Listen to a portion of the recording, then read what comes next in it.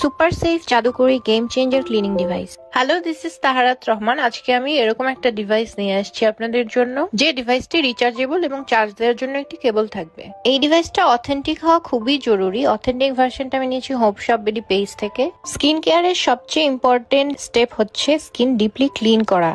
এই ultrasonic skin scrubber, যেটা আমি হোপ শপ বিডি পেজ থেকে নিয়েছি, এটা স্কিনের গভীর থেকে ময়লা, তেল, ব্ল্যাক হেডস দূর করে। ডিভাইসটা অন করার সাথে সাথে দুই ধরনের লাইট দেখতে পাওয়া যায়, ব্লু এবং রেড, এবং 5টা পাওয়ারফুল মোড। আয়রন প্লাস মোডে ডার্ট ও ডেড সেল স্পেশালি রিমুভ হয়। সেকেন্ড মোড আয়রন মাইনাসে নিউট্রিয়েন্টস গুলো ভালোভাবে অ্যাবজর্ব হয়, তখন একটা রেড কালারের লাইট দেখা যায়।